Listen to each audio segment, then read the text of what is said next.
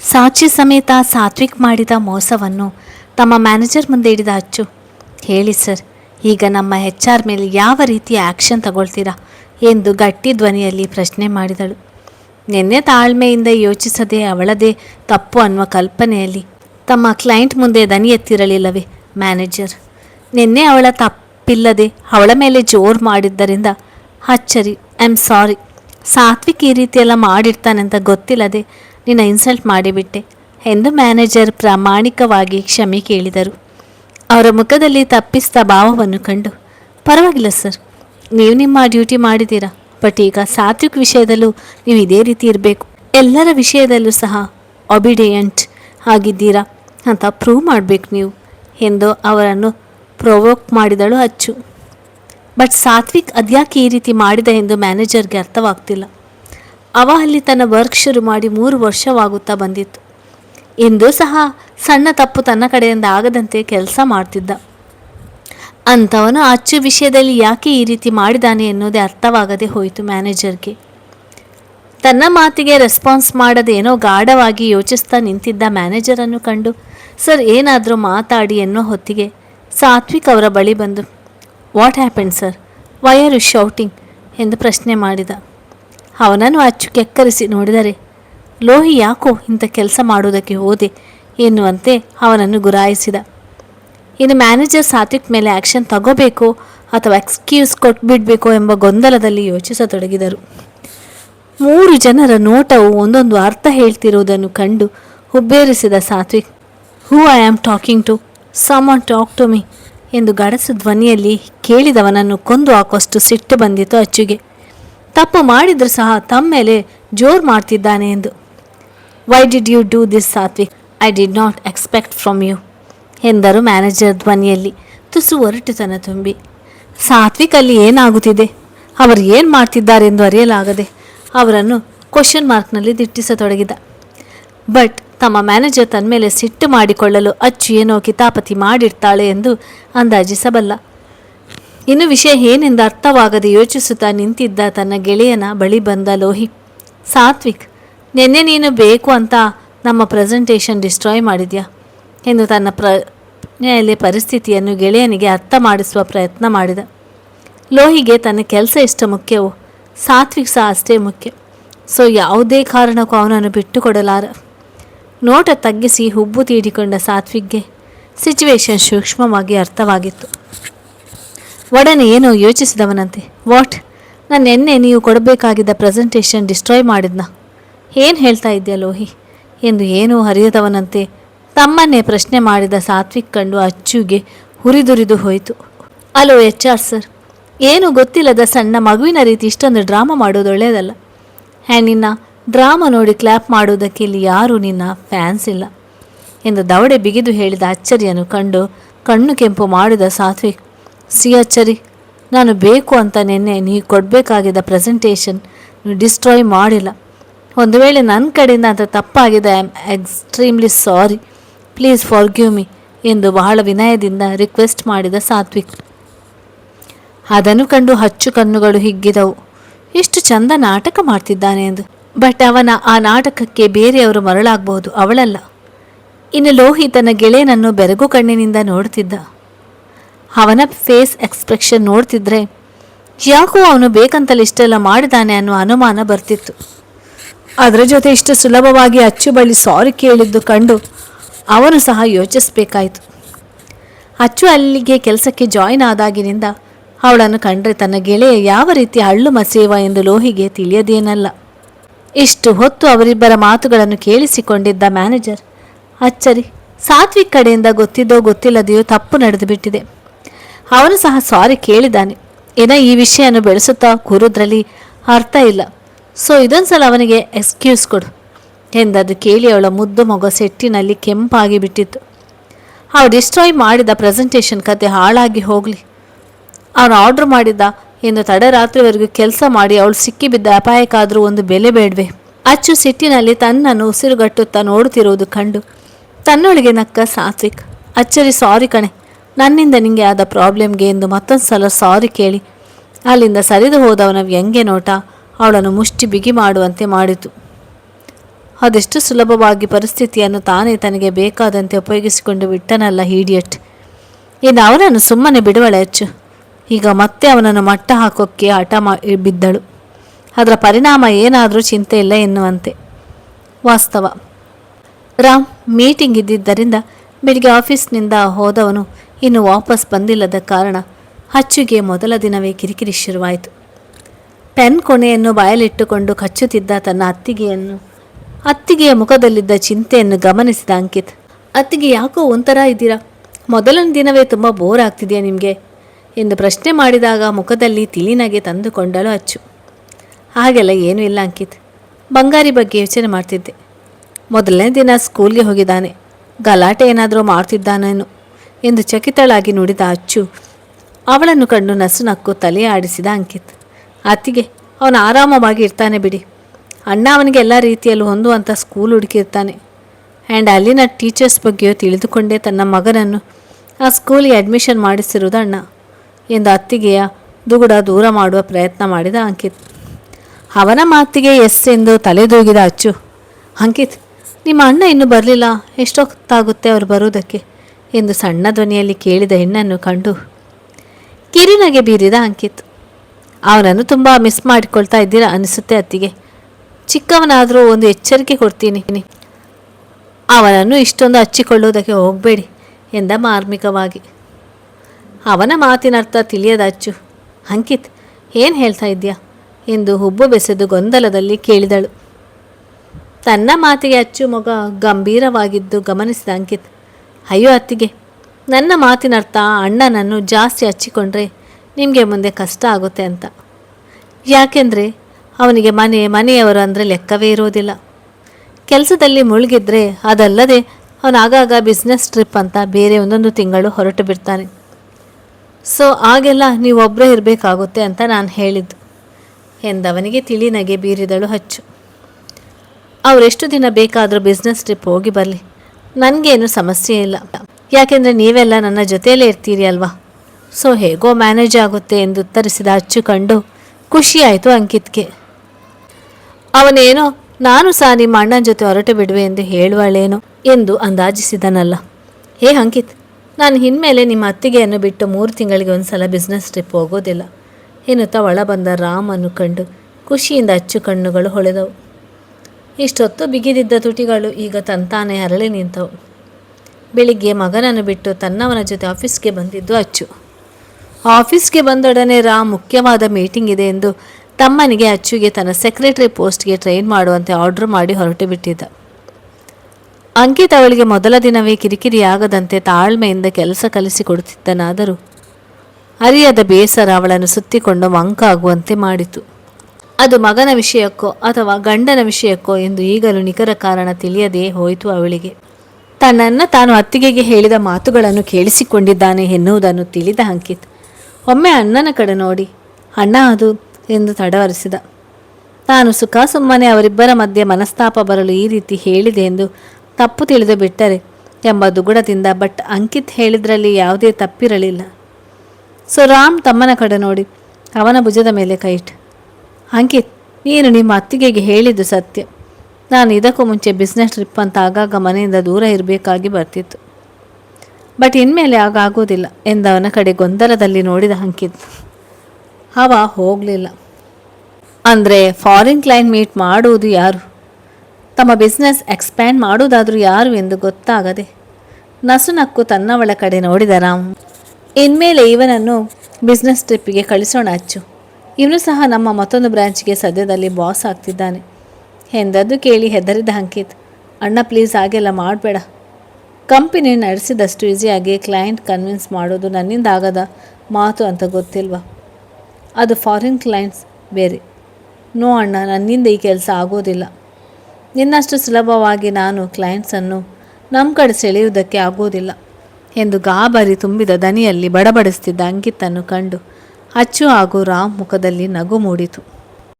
ಅಚ್ಚು ತನ್ನಪ್ಪನಿಗೆ ಕೊಟ್ಟ ಮಾತಿನಂತೆ ಸಾತ್ವಿಕ್ ಮರೆಯುವ ಪ್ರಯತ್ನ ಮಾಡುತ್ತಾ ತನ್ನ ಮುಂದಿನ ಬದುಕು ತಾರಕ್ ರಾಮ್ ಜೊತೆ ಬೆಸೆದಿರುವುದು ಎಂದು ವಾಸ್ತವವನ್ನು ಒಪ್ಪಿ ತನ್ನ ವಾಸ್ತವದ ಬದುಕಿಗೆ ಹೊಂದಿಕೊಳ್ಳ ಪ್ರಾಮಾಣಿಕ ಪ್ರಯತ್ನ ಮಾಡ್ತಿದ್ದಾಳೆಂದರೆ ರಾಮ್ ಕಡೆಯಿಂದ ಅಷ್ಟೇ ಪ್ರಾಮಾಣಿಕ ಪ್ರಯತ್ನ ಇರಬೇಕಲ್ವೇ?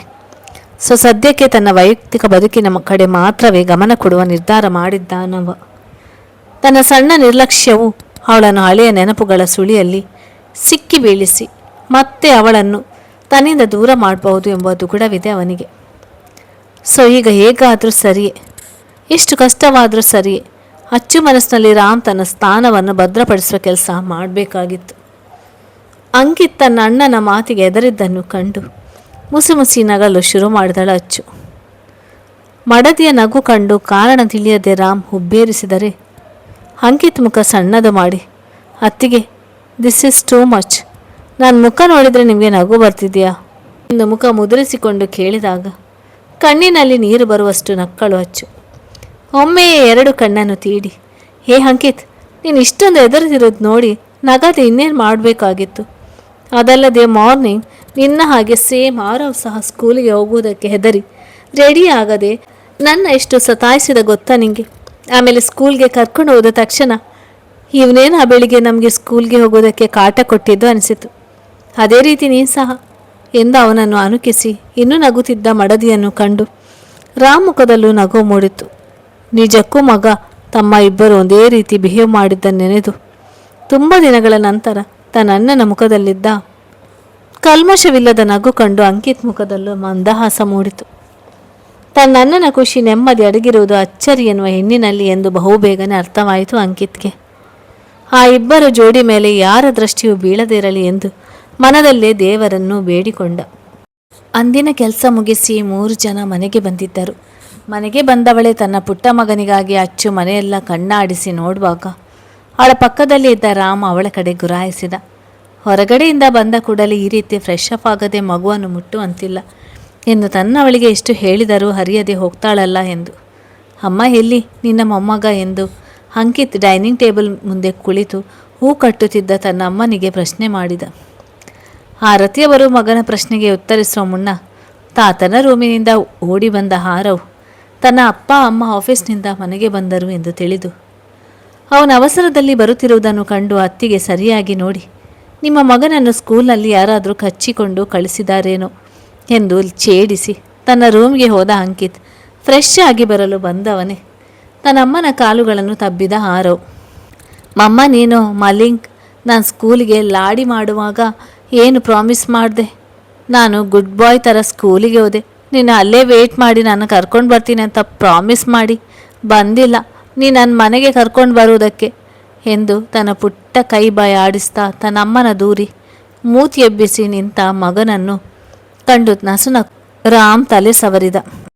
ಮೊಮ್ಮಗನ ತೊದಲು ನುಡಿ ಕೇಳಿ ರಘುರಾಮ್ ಮತ್ತು ಆರತಿಯವರ ಮುಖದಲ್ಲಿ ನಗು ಮೂಡಿತು.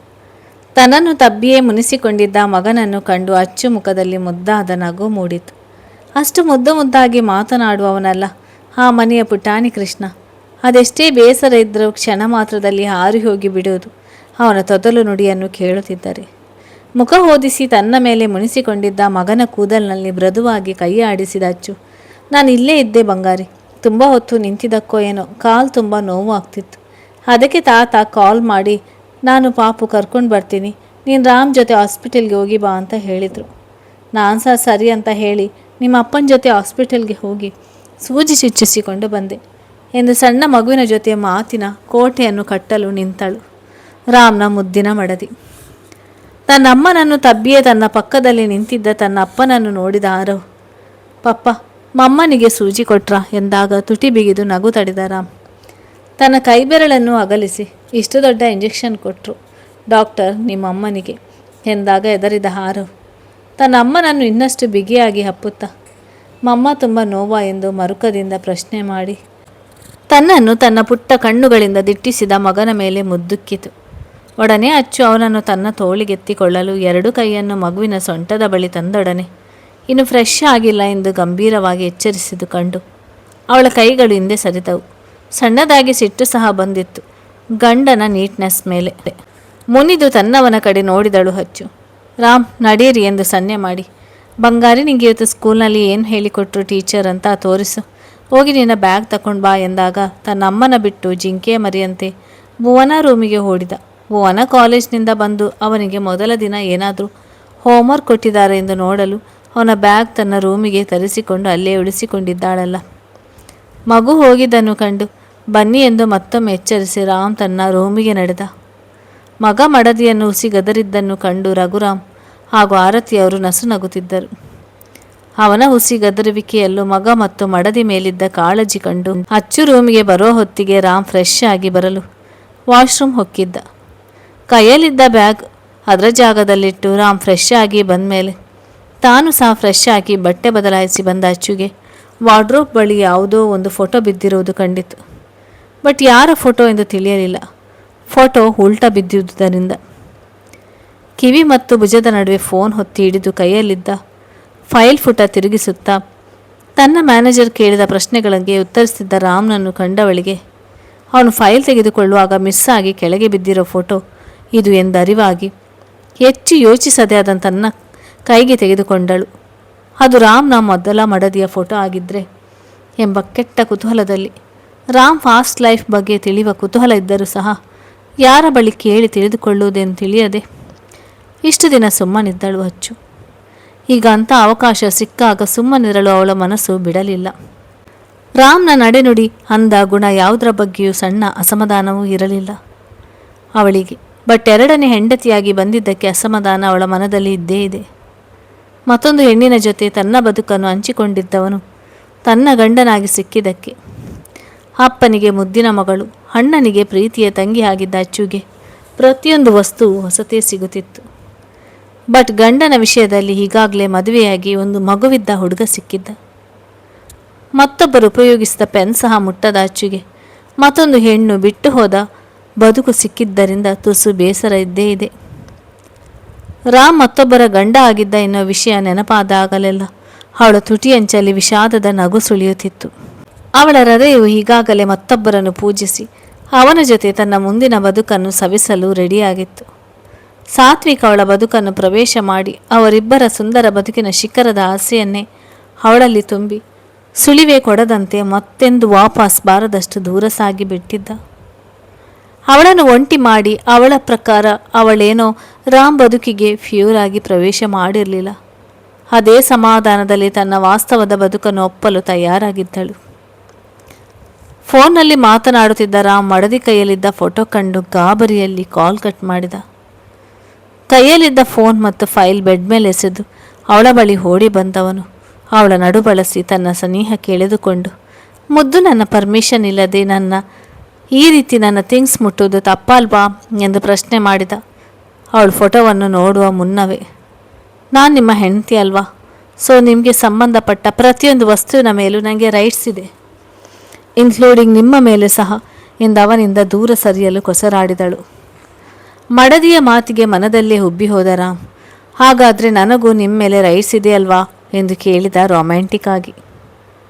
ಅವನ ಕಣ್ಣಿನಲ್ಲಿದ್ದ ಕೋರಿಕೆ ಕಂಡು ತುಸು ಬೆದರಿದ ಅಚ್ಚು. ರಾಮ್ ಮತ್ತೆ ಶುರು ಮಾಡಿಕೊಂಡ್ರ ನನ್ನ ಗೋಳು ಹೊಯ್ದುಕೊಳ್ಳೋದಕ್ಕೆ, ಪ್ಲೀಸ್ ಬಿಡಿ ನನ್ನ ಎಂದವಳ ದನಿ ತಡವರಿಸಿತು.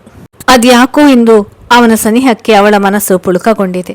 ಅವನ ಬೆಚ್ಚನೆಯ ಸ್ಪರ್ಶ ಹಿತವೆನಿಸುತ್ತಿದೆ. ಇನ್ನು ಸ್ವಲ್ಪ ಸಮಯ ಅವನಿಗೆ ಇಷ್ಟೊಂದು ಹತ್ತಿರ ಇದ್ದರೆ ತಾನು ಅವನಿಗೆ ಶರಣಾಗುವ ದಿಗಿಲು ಕಾಡುತ್ತಿದೆ ಆಕೆಗೆ. ಅವಳನ್ನು ಇನ್ನಷ್ಟು ಸನಿಹಕ್ಕೆ ಎಳೆದುಕೊಂಡ ರಾಮ್, ಒಂದು ನಿಮಿಷದ ಮುಂಚೆ ಯಾರೋ ಹೇಳಿದ್ರು ಅಲ್ವಾ, ನಾನು ನಿಮ್ಮ ಹೆಂಡತಿ, ನನಗೆ ನಿಮ್ಮ ಮೇಲೆ ಅಧಿಕಾರ ಇದೆ ಅಂತ. ಸೊ ನನಗೂ ಸಹ ನನ್ನ ಹೆಂಡತಿ ಮೇಲೆ ಅಧಿಕಾರ ಇದೆ. ಅದೇ ಅಧಿಕಾರದ ಮೇಲೆ ನನಗೇನು ಬೇಕೋ ಅನಿಸ್ತಾ ಇದೆಯಪ್ಪ ಎಂದವನ ಹೆಬ್ಬೆರಳು ಅವಳ ಗುಲಾಬಿ ಎಸಲಿನಷ್ಟು ಮೃದುವಾಗಿದ್ದ ತುಟಿ ಸವರಿದಾಗ ಅವಳ ಉಸಿರಾಟ ಏರುಪೇರಾಗಿ ರಾಮ್ ಎಂದವಳ ದನಿ ನಿಜಕ್ಕೂ ಅವನಿಗೆ ಕೇಳಿಸಿತೋ ಇಲ್ಲವೋ ತಿಳಿಯದು. ಮುದ್ದು, ಏನಾದರೂ ಹೇಳಿ ನನ್ನ ಮುದ್ದುಗೆ ಮುತ್ತು ಕೊಡುವುದಕ್ಕೆ ಒಪ್ಪಿಗೆ ಕೊಡ್ತೀರಾ ಎಂದು ಪಿಸು ದನಿಯಲ್ಲಿ ಕೇಳಿದ ರಾಮ್. ಅವಳ ಕೈಯಲ್ಲಿದ್ದ ಫೋಟೋ ನೆಲ ಸೇರಿದ್ದನ್ನು ಕಂಡು ನಿರಾಳನಾದ. ಗಾಬರಿಯಲ್ಲಿ ಪಟಪಟ ಎಂದು ಬಡಿಯುತ್ತಿದ್ದ ತನ್ನವಳ ನೀಲ ರೆಪ್ಪೆಗಳ ನೋಡುತ್ತಾ ನಿಂತ ರಾಮ್.